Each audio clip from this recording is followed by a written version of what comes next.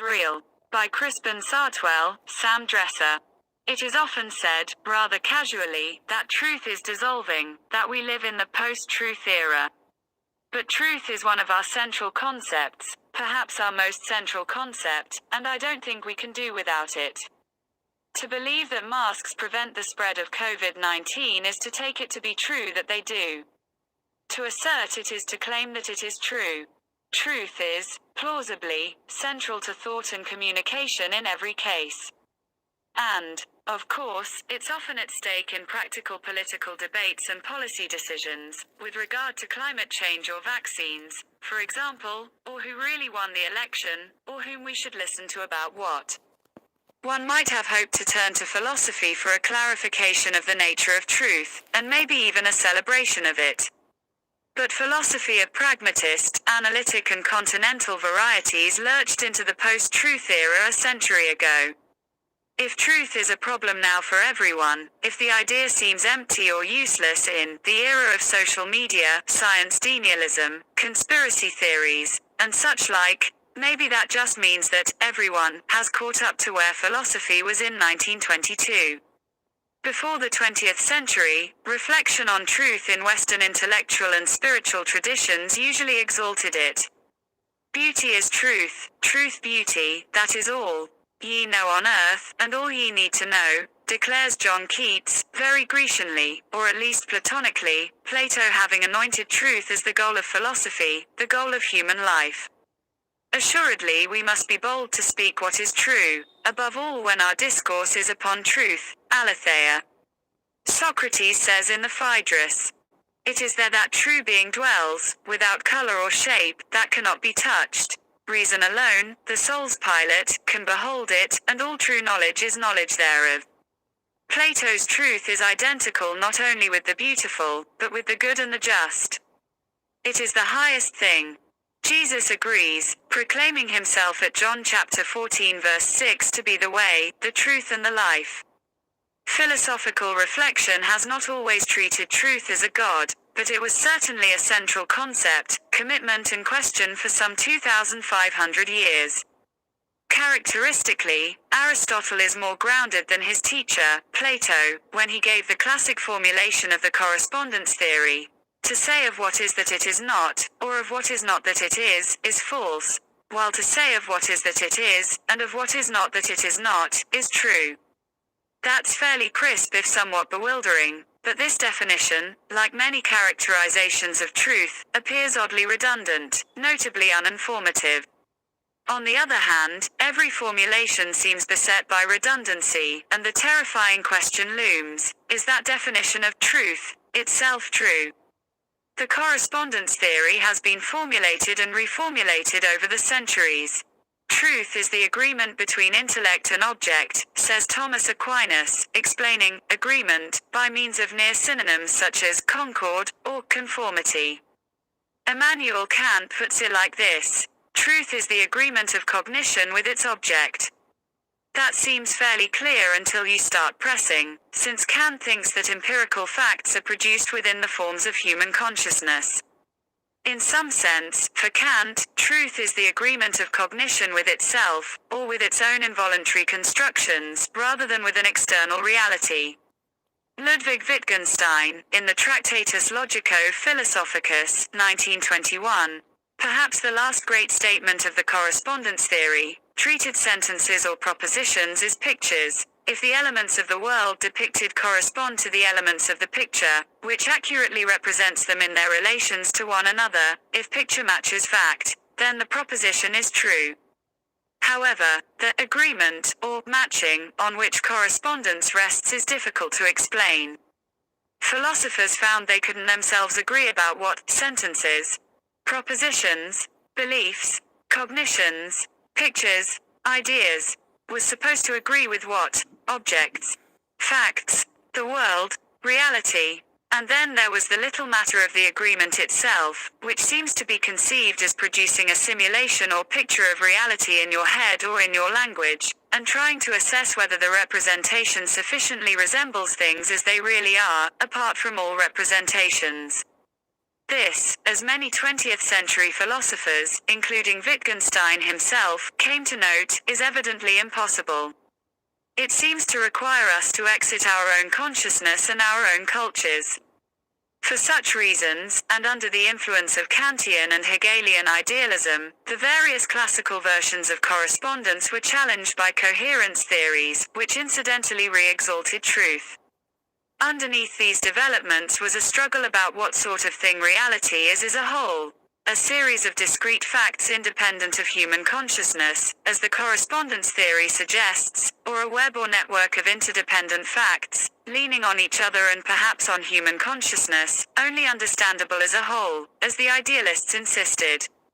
At that point, however, coherence is getting pretty incoherent.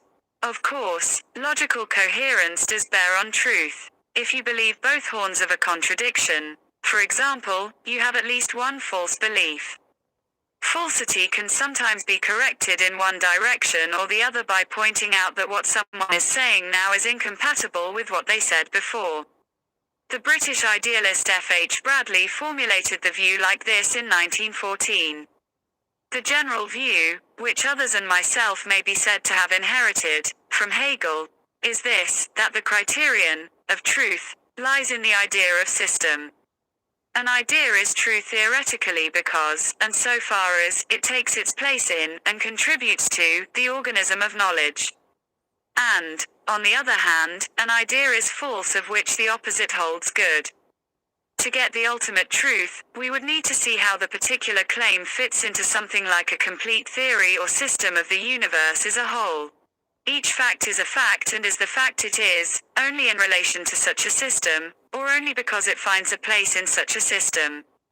We cannot assume, wrote Harold Joachim in 1906, that the idea in question possesses its significance, its fullness of meaning or its power to constitute truth, alone and in its own right.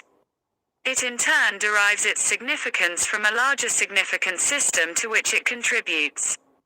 Replying to Joachim, Bertrand Russell considered the conspicuously false claim, Bishop Stubbs was hanged for murder. Now, let's suppose, Bishop Stubbs was a saint, and his alleged hanging completely incompatible with most of what is known of him. However, the belief that he was hanged for murder might happily keep company in a distorted anti-clerical belief system with such propositions as most bishops are violent criminals, or bishops are generally hanged. And, for that matter, consider the case in which Bishop Stubbs actually turned out to be guilty of murder, which does not at all cohere with what we thought we knew about him. It might be true for all that, disturbingly enough. The overwhelming objection to the coherence theory, in short, is that there might be two or more equally coherent theories or belief systems that contradict one another, in which case coherence seems to drive us to describe two, or many, flatly incompatible beliefs, such as the vaccines work, and the vaccines don't work, as true, if each appears as an element in a sufficiently coherent system. And perhaps they do, as each functions in its own information bubble. Indeed, it might have been a certain commitment to a coherence view that drove Hegel to abandon or at least qualify the principle of non-contradiction, the claim that if a sentence is true, it's not also false. At that point, however, coherence is getting pretty incoherent. And to have any truth at all, we might have to wait, with Hegel, for the synthesis of all knowledge and history into a single final account. By the early 20th century, these views seemed to many philosophers to introduce more obscurities than were there to begin with. In an academy in which the sciences and mathematics were in a period of relatively clear and useful results, and in which most scientists and mathematicians were operating quite well without a grand metaphysical theory of truth, the millennia-long history of reflections on this topic came to seem something of an embarrassment. The first real pinprick to the truth blimp was inflicted by American pragmatism, devised by C.S. Peirce around 1880 to bring philosophy up to speed with empirical science. Pragmatism demanded truths that could conceivably make a difference to someone, and a theory of truth that shows what we practically mean when we say something is true. The philosopher William James, in his lecture, What Pragmatism Means 1906, called for a theory that gives us a sense of truth's cash value. Or as John Dewey put it in Reconstruction in Philosophy, 1920. If ideas, meanings, conceptions, notions, theories, systems are instrumental to an active reorganization of the given environment, to a removal of some specific trouble and perplexity, then the test of their validity and value lies in accomplishing this work. If they succeed in their office, they are reliable, sound, valid, good, true. If they increase confusion, uncertainty and evil when they are acted upon, then are they false. Confirmation, corroboration, verification lie in works, consequences. Handsome is that handsome does. By their fruits shall ye know them. That which guides us truly is true. Demonstrated capacity for such guidance is precisely what is meant by truth. A belief or theory is true, for the pragmatists, to the extent that it practically helps us solve problems or allows us to usefully continue our research. That's what we mean when we say it's true that the vaccines are effective. There's no practical purpose to be served by a metaphysical theory or a gnomic formula beset by obscurity and circularity. Pragmatism, wrote Richard Rorty in 1982, says that truth is not the sort of thing one should expect to have a philosophically interesting theory about. The post-truth era in philosophy was properly inaugurated in short order after Dewey's and Russell's pronouncements when, in 1927, Frank P. Ramsey flatly declared the whole notion of truth to be redundant, to convey no content or information. There is really no separate problem of truth but merely a linguistic muddle, he wrote. It is true that Caesar was murdered means no more than that Caesar was murdered, and it is false that Caesar was murdered means that Caesar was not murdered. Ramsey conceded that to say that's true might express emphasis or agreement, but it has no content apart from the sentence it emphasizes. Truth, he added, is a superfluous addition. Much of the analytic reflection on the truth that followed let the air out one way or another. Philosophers formulated deflationary theories, or simply declared the whole question useless nonsense. The election was stolen is indeed true if and only if the election was stolen. The project shifted from grandly characterizing truth in a crisp aphorism to making observations about the concept that could conceivably have a bearing in logic or science. Alfred Tarski's T-schema, first put forward in 1933, gives a procedure for saying what makes each true sentence true, rather than providing a crisp definition.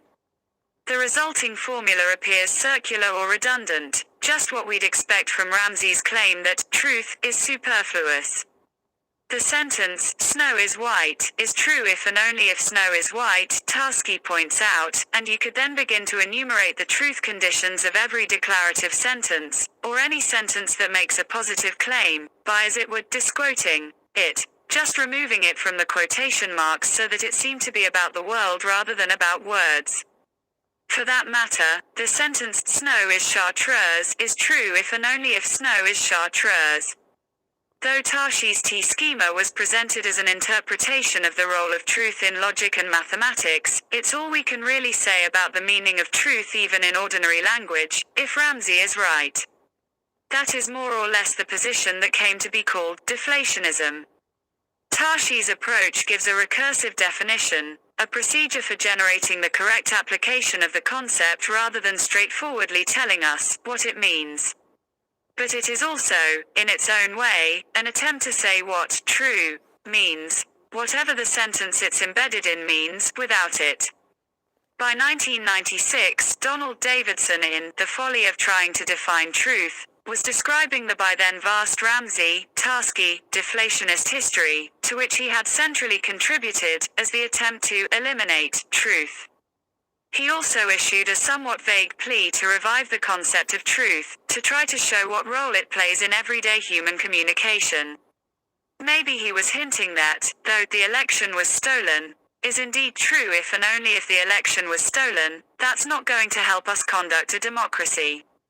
On the continental side of the great disciplinary divide, philosophers were somewhat longer in getting suspicious of truth as a general notion.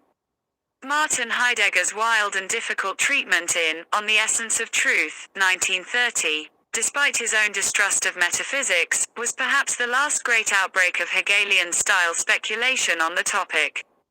Heidegger starts by demanding to know what must be the case about the world and human beings if correspondence is to be possible. Consider an ordinary statement about a coin, for example, and what it would mean for it to match up with the coin itself. The coin is made of metal, he points out, sensibly enough. The statement is not material at all. The coin is round. The statement has nothing at all spatial about it. With the coin something can be purchased. The statement about it is never a means of payment. How can what is completely dissimilar, the statement, correspond to the coin? It would have to become the coin and in this way relinquish itself entirely. Heidegger's approach was not to abandon the question of truth, but to retreat to the essence of truth, the conditions that make it possible for statements to correspond to reality. He heads back to truth, we might say, with a capital T, and does this in terms of such notions as the unconcealment of beings and the idea of the essence of truth as a certain kind of comportment, a psychological or cultural condition of openness in which things come to appear, and thus to underpin ordinary true claims. His attack on correspondence is quick, compelling and familiar. James's was similar, and Joachim's too. But the subsequent move to truth's essence, despite what I think of as its real air of profundity, confirmed the worst suspicions of the pragmatists. Certainly, in terms of truth's role in mathematics, for example, such concepts as comportment and unconcealment are at best irrelevant. Anglo-American philosophers kept trying to deflate truth even well after there was no air in it. If the analytic philosophers were skeptical on conceptual grounds, the critiques that came in the continental waves that followed Heidegger were political, concerning above all the intertwinement of truth and power, a theme directly from Friedrich Nietzsche. What their critique had in common with the analytic material, aside from the suspicion that truth can't or shouldn't be theorized, was a relentless centralization of language. Both turned from the meaning of truth, as it were, to the meaning of truth. And then they deflated that meaning. Michel Foucault began one of his reflections like this. Truth is a thing of this world. It is produced only by virtue of multiple forms of constraint. Each society has its own regime of truth, its general politics of truth, that is, the types of discourse which it accepts and makes function as true. The mechanisms and instances which enable one to distinguish true and false statements, the means by which each is sanctioned, the techniques and procedures accorded value in the acquisition of truth, the status of those who are charged with saying what counts as true. Truth is a thing of this world, and the connection of truth and power, these were points made by Dewey. But the pragmatists affirmed him as appropriate, connecting truth directly with the prestige of science, the development of technology, and structures of expertise operating for the common good. Foucault was far less sanguine. He foresaw, we might say, the uses to which the Chinese state puts truths about its citizens, or what Facebook knows about its users and what it does with that information. If Anglo-American philosophers kept trying to deflate truth even well after there was no air in it, the Continentals undermined it, then undermined their undermining of it, then undermined even that. One place this fetches up is in the hyper-real of Jean Baudrillard. So much of our lives has come to be lived through simulations, representations, media, he said in the 1980s, that the distinction between representation and reality, or statements and facts, can no longer be maintained. And if he and Rorty thought so in 1982, they'd be sure of it now as they quested forth onto Instagram. No more mirror of being and appearances, of the real and its concept, wrote Baudrillard in The Procession of Simulacra, 1981. By crossing into a space whose curvature is no longer that of the real, nor that of truth, the era of simulation is inaugurated by the liquidation of all referentials. The 1991 Gulf War, Baudrillard asserted, was a made-for-television representation of war, and, as he claimed in the title of one of his books, the Gulf War did not take place. With that, continental philosophy, too, entered the post-truth era. Taken together, the continental and analytic meltdowns indicate that truth is either an evil authoritarian force or that it is nothing at all. That just about does it, doesn't it? In one way or the other, then, and through the whole century, truth seemed to be in collapse, a scene of puzzlement and despair, a land from which philosophers had emigrated. But we haven't stopped needing to figure out what's true, or stopped arguing about it as though we know what we mean.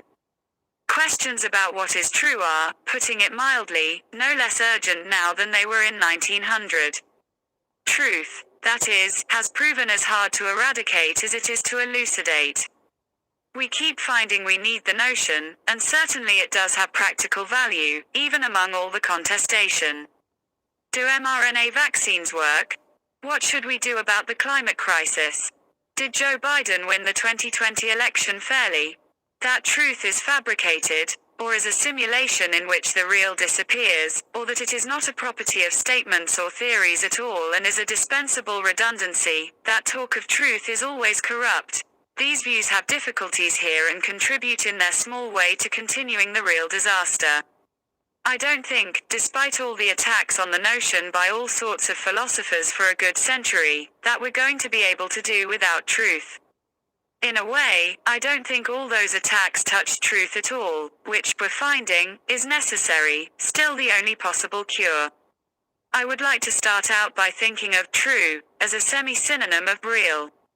It's puzzling that Ramsey and the deflationists think that the fact that the idea of truth is presupposed in every act of belief or assertion shows that it is trivial or dispensable.